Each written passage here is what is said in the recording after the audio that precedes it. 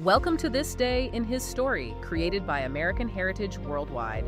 A reminder that every day holds something new to learn. Did you know that 3 women from the Civil War era played key roles in creating Mother's Day? Learn how Julia Ward Howe, who wrote the famous song, The Battle Hymn of the Republic, also wrote a Mother's Day proclamation, which was a call for mothers to unite after the Civil War. Learn how Anna Reeves Jarvis cared for the wounded on both sides of the Civil War and organized Mother's Friendship Day to promote peace among Union and Confederate families after the war. Discover that the idea of Mother's Day, as we know it, began in 1908 when Jarvis started a letter-writing campaign to create a day to honor her deceased mother and to celebrate all mothers. I want you to just take a second and imagine a single day that generates 122 million phone calls. Which is just a staggering volume when you really try to visualize it globally. Right. Picture that sheer crushing volume of network traffic, like 122 million times in a 24-hour period. Yeah, someone picks up a device, dials a number, and waits to hear a specific voice on the other end. Exactly. That is a larger surge of human connection than any other single day of the entire year. It really represents this unparalleled, simultaneous societal bottleneck of communication. And the driving force behind that massive bottleneck, Mother's Day. Yeah. And for most of you listening, that phrase probably triggers very specific, very cozy imagery, you know. Oh, totally. You picture a relaxing Sunday morning, right? Breakfast in bed, carrying up a tray with some slightly burnt toast. Including brightly colored floral arrangements. Yeah, agonizing over the greeting card aisle to find the perfect sentiment. Maybe organizing a special dinner so mom can just, put her feet up and finally relax. And, well, it is a beautiful way to celebrate. But that cozy imagery really masks a very intense history. It really does. Because the modern interpretation of the day is completely detached from what it originally was. And that contrast is the entire mission of our deep dive today. We are pulling from historical texts, official proclamations, and several distinct source documents to explore the true, factual heritage of Mother's Day. Right, because the history driving those 122 million phone calls is, it's not about brunch. No, not at all. It is about infectious disease, extreme poverty, and the literal carnage of the American Civil War. Which is why we need to anchor ourselves to that reality today. Because today, the second Sunday in May, it's universally recognized as a time for expressing gratitude. Right. But the actual foundation of this day was forged as a desperate survival mechanism. Yeah. The true roots of Mother's Day are driven by urgent public health crises, the fight for family welfare, and a literal desperate plea for world peace. Okay, let's unpack this because to understand where Mother's Day comes from, we actually have to leave the breakfast in bed imagery behind entirely and step onto the battlefields of the 1860s. Yeah, we have to go back. How do we leap from the bloodiest conflict in American history to a relaxing Sunday in May? Well, that leap begins with a woman named Anna Reeves Jarvis. Mm-hmm. She lived in a border state during the Civil War, Okay. which meant her community was literally torn in half by the conflict. Man, that's intense. But she didn't retreat. She actively organized local women to care for the wounded.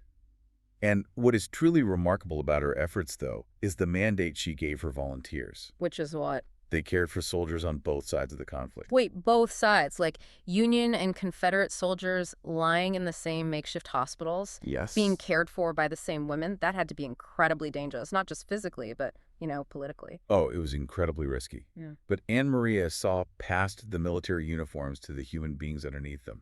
She saw dying sons. And that perspective was forged through an unimaginable level of personal grief. I mean, the historical record shows that Anna Maria Reeves Jarvis bore 13 children. 13? Yeah, but only 4 of them survived to adulthood. Oh, wow. Enduring that level of tragedy, Yeah. burying 9 of your own children and then turning around to channel whatever energy you have left into caring for other people's dying sons. It's incredible. That is a level of psychological fortitude that is genuinely difficult to comprehend. Yeah, that shared grief was really her operating mechanism. Yeah. She understood that losing a child is an absolute equalizer. Right. And she weaponized that shared grief to bring people together. Because when the war finally ended, the tension didn't just evaporate. People who'd been shooting at each other were suddenly supposed to go back to being neighbors. Right, which is impossible to just switch off. Exactly. So in 1868, Anna Maria organized what she called Mother's Friendship Day. I see. So it wasn't a celebration of mothers. It was mothers organizing a grassroots diplomatic mission. It's essentially a neighborhood mom-led peace treaty for a fractured nation. Like, she recognized that the shared grief of these women could bypass the political hatred and act as the bridge to heal the country. That is precisely how it functioned. And Anne Maria wasn't the only woman in the aftermath of the Civil War who recognized that mothers possessed this unique, untapped political power. Oh, really? Yeah, right around that same time, another pivotal figure enters the historical record, Julia Ward Howe. Hang on, Julia Ward Howe, like the author of the Battle Hymn of the Republic. The very same. The ultimate definitive war anthem of the Union Army. That's her. But that feels like a massive contradiction. How does the woman who wrote the defining march of the Civil War suddenly pivot to organizing a global peace movement led by mothers? It was the scale of the slaughter that changed her. The sheer mechanized destruction of the Civil War, followed closely by the onset of the Franco-Prussian War in Europe. Yeah. It just horrified her. Okay, that makes sense. So in 1870, which is just 2 years after Jarvis organized her localized Friendship Day, Julia Ward Howe wrote something incredibly powerful called the Mother's Day Proclamation. And reading through the sources, this proclamation is heavy. Very heavy. It is not a polite request for a day off. It is an aggressive, passionate call for women to unite globally to force world peace. Like, she explicitly argued that mothers should not permit their sons to be trained to kill other mothers' sons. Exactly. She was trying to build an international coalition of women to veto war. And by 1873, Howe was actively campaigning for a Mother's Peace Day to be officially recognized and celebrated every single year on June 2nd. But June 2nd obviously didn't stick. The campaign ultimately faded, which, makes sense when you think about the infrastructure of the 1870s. Absolutely. You have these visionary women trying to forge peace out of bloodshed, but without a massive communication network or political backing, localized efforts don't automatically change an entire nation. They just don't. The movement needed a megaphone, and it needed a new generation to take the reins. Right. It took another 36 years after Howe's initial campaign for the day to finally break through into the national consciousness. And that breakthrough was engineered by Anna Maria Reeves, Jarvis's daughter. Anna Jarvis. Here's where it gets really interesting, because the ultimate architect of the Mother's Day that we actually celebrate today, Anna Jarvis, never married. No, she didn't. And she never had children of her own. It is a profound historical irony. The woman who codified the ultimate cultural celebration of motherhood was not a mother herself. Right. But she possessed an intense, unyielding devotion to her own mother's legacy. Anna didn't just want a memorial. She wanted to institutionalize her mother's brand of active, muscular social work. And the sources detail exactly how she did that. She started organizing these groups called Mother's Day work clubs. Yes. And again, much like the peace treaties, these clubs were not social hours for knitting and drinking tea. They were militant public health initiatives. Mm-hmm. They were operating as the social safety net in an era before the government provided one. These work clubs were formed to teach women crucial life-saving skills regarding sanitation and childcare. Which was so needed back then. Oh, desperately. They aggressively raised money to buy medicine, to secure clean milk for infants, and to offer direct financial assistance to families where mothers were suffering from tuberculosis. Tuberculosis. I mean, they were literally on the front lines fighting a deadly infectious disease. Absolutely. But Anna realizes that fighting localized health crises isn't enough, right? She wants to formalize the honor for her mother and elevate the status of all mothers nationally. So in 1908, she launches this massive, relentless letter-writing campaign. And this is where we really have to examine her mechanism of influence. How does a single unmarried woman in 1908 force the creation of a national holiday? It's crazy. She targeted power structures. She relentlessly wrote to prominent politicians, wealthy businessmen, and influential church leaders. Just nonstop. Yeah. She leveraged her mother's extensive community networks to create an undeniable compounding moral pressure. You genuinely have to respect the sheer stamina of that campaign. No email lists, no social media algorithms to boost her message, just pen, paper, postage, and a refusal to be ignored. Right. And it works. It takes a few grueling years, but she forces the issue all the way up the political ladder until she corners the Oval Office. And in 1914, President Woodrow Wilson officially signs the proclamation designating the second Sunday in May as Mother's Day. It is a monumental victory. Anna Jarvis successfully maneuvered her mother's localized health and peace initiatives into a federally recognized national holiday. Yeah. But that victory contained the seeds of its own destruction, at least in Anna's eyes. Because the moment you make something a national fixture in America, the machinery of commerce kicks in. Automatically. It's like when a small, authentic indie music festival proves it has a massive audience, the corporate sponsors inevitably swoop in to monetize it. The money followed Mother's Day immediately, and this created a massive, heartbreaking conflict for Anna. What's fascinating here is how violently Anna turned against her own creation once she saw the monetization taking hold. She felt a deep, profound revulsion over the commercialization of Mother's Day. Yeah. By 1923, she is giving public interviews expressing her absolute disgust with the American public. We have this incredible quote from an interview she did with the New York Times on May 18, 1923. She is openly attacking florists, greeting card companies, and candy makers. The exact industries we completely associate with the holiday today. Exactly. She explicitly called the commercialized holiday a means of profiteering and not serving. Profiteering and not serving. That distinction is the entire crux of her anger. For Anna, and for her mother before her, the essence of motherhood was defined by grueling service. Right. Caring for the sick, brokering peace, raising children against impossible odds. To see that profound sacrifice reduced to the transactional purchase of a box of chocolates felt like a fundamental betrayal of the holiday's true purpose. It totally rewires how you look at a greeting card. Knowing that the founder of the holiday would look at you buying that card and say, you know, you're missing the point. You're participating in profiteering. You're actively avoiding the hard work of service. It completely reframes the expectation. And if we look internationally, we see other historical traditions that manage to align much more closely with those humbler, less commercial roots. Oh, like what? Consider the historical precedent in the United Kingdom and Ireland. Right. They celebrate Mothering Sunday. Mothering Sunday originated under a totally different mechanism.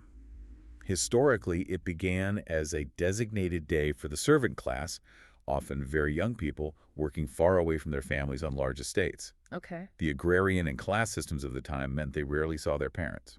So they were granted a specific Sunday off to return to their mother parish, meaning their home church, and to physically visit their families. That is a brilliant contrast. It was rooted entirely in presence, not presence. Exactly. It was a geographic return to your origins. And we actually see echoes of that original spirit of service and presence pop up throughout history, even after the commercial greeting cartels took over. Oh, for sure. Look at what happened in 1968. Coretta Scott King, the widow of Martin Luther King Jr., organized a massive Mother's Day march. Yes, she did. And the focus of that march wasn't about celebrating her own motherhood. It was about demanding support for underprivileged children. She weaponized the day exactly as the Jarvis women originally envisioned, as a platform for fierce maternal activism and community welfare. It perfectly honors the original mandate. It demonstrates that beneath the suffocating layers of commercialism, there was a profound, active, and undeniable force at work in the concept of motherhood. So what does this all mean? We've stripped away the brunch, we've stripped away the floral arrangements, and we've dug into the battlefields, the tuberculosis wards, and the political protests. Yeah. When we get down to the absolute core of it, what is the foundational truth about mothers that has inspired presidents, poets, and religious leaders for centuries? Well, if we connect this to the bigger picture, we find that the historical texts and statements we have gathered aren't just polite compliments or flowery poetry. Right. They are profound, literal truths about the architecture of society and the nature of the universe. Yeah. The impact of a mother is an absolute fact of human existence. Let's look at President Ronald Reagan's 1986 Mother's Day proclamation. He anchored his official statement on an ancient Jewish proverb that perfectly distills this cosmic reality. He said, God could not be everywhere, so he created mothers. That is stated as a powerful, undeniable fact. It elevates motherhood far beyond a biological function. Yeah. It identifies mothers as the literal divine extension of care in the world. They are the ultimate uncredited social safety net holding civilization together. Wow. And this translates directly into societal power, which the American poet William Ross Wallace captured when he wrote, "The hand that rocks the cradle is the hand that rules the world." That quiet, invisible work happening in nurseries and living rooms at 2 in the morning is the actual engine driving the future. Mothers are literally shaping the leaders, the peacemakers, and the citizens of tomorrow. And the mechanism required to do that shaping is a level of sacrifice deeply embedded into the very identity of a mother. The writer Victor Hugo illustrated this reality perfectly. The bread story, right? Yes, he recounts a story of a starving mother who is given a single piece of bread. Without hesitation, she breaks it into 2 fragments and gives them to her children, who devour it eagerly. Right, and the observing sergeant grumbles, she hath kept none for herself. And a soldier replies, because she is not hungry. But the sergeant corrects him. With the absolute undeniable truth of the situation, no. Because she is a mother. Because she is a mother. That is the defining mechanism of the universe. The sacrifice isn't a mathematical calculation. It is a fundamental, unalterable characteristic of her identity. She literally overrides her own biological survival instincts for the sake of her children. Abraham Lincoln spoke to this exact same enduring, literal influence. He stated it as a matter of historical record regarding his own leadership. What'd he say? He said, I remember my mother's prayers, and they have always followed me. They've clung to me all my life. All that I am or ever hope to be, I owe to my angel mother. That is profound. The leader who navigated the nation through the Civil War, the exact conflict that sparked the creation of this holiday, credits his entire existence, his resilience, and his moral compass to his mother's lingering spiritual influence. It is a uniquely cherished role in the universe. Elder Jeffrey R. Holland summarized this foundational truth with absolute clarity. Yeah. He affirmed that the work of a mother is grueling and it is entirely too often unheralded. But he stated as a literal fact that it is a role for which heaven itself sends angels to watch over you and your little ones. That is an absolute assurance that the labor of motherhood is recognized, supported, and protected on a cosmic level, even when it feels completely invisible on a daily earthly basis. So we have the evidence. We've decoded the history of blood, grief, and peace treaties. We know the brutal fight for public health. And we have established the profound, undeniable truth of what a mother represents to the universe. This raises an important question. Knowing the true, factual heritage of this day, how will you honor the mothers in your life? Not just today, but every day of the year. That's the real challenge. If we are going to reject the profiteering that Anna Jarvis warned us about, we have to transition our mindset toward acts of actual service and genuine sacrificial connection. And the source materials give us some incredibly grounded, actionable ways to execute this that don't require swiping a credit card. It's about offering your actual time and physical effort. Right. Offer to do the housework for her, take on the grueling yard work, or handle the mundane daily chores so she genuinely does not have to carry the mental load of organizing them. The execution can be incredibly simple, but it must require your effort. Bring her flowers, yes. But rather than buying a massive commercial bouquet that took you 5 minutes to order... Right, which Anna would hate. Exactly. Bring her flowers, you physically picked yourself from the yard. Make her a special treat with your own hands.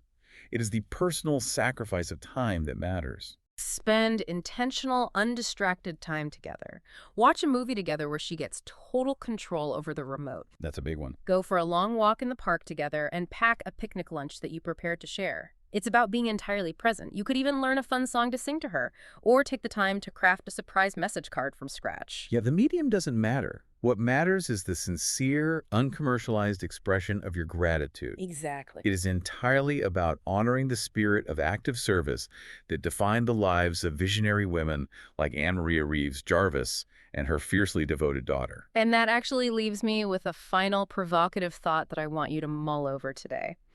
We've explored how the localized origins of this holiday were utilized as a tool to literally heal a nation torn apart by the hatred of the Civil War. Yeah. And we have established the undeniable truth that the hand that rocks the cradle rules the world. So look around at the deep, seemingly insurmountable divisions in our world today. What would happen if mothers today organized a modern Mother's Friendship Day? If the original factual intent of Mother's Day was to forge diplomacy and peace out of catastrophic conflict, could returning to that true militant heritage be the exact key we need for future world peace? It's a powerful thought. Because the next time you are one of those 122 million phone calls on a Sunday in May, you aren't just calling to check a box, you are actively tapping into a historical legacy of peacemakers. Thank you for joining us for this day in his story. May the lessons of yesterday inspire you to see God's hand today and to play your part in his story now. For more faith-based learning, visit ahsworldwide.org, the homeschool for faith and family.